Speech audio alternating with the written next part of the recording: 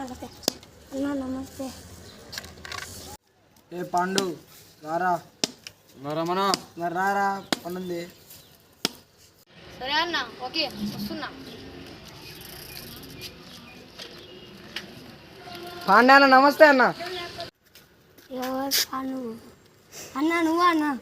అన్న ఏందన్నా పిలిచారు? కొంచెం పని ఉంది నీతోటి, చెప్పండి. మాట్లాడాలి. ఒకడు మా దగ్గర అప్పు తీసుకుండు. ఓకే అన్న.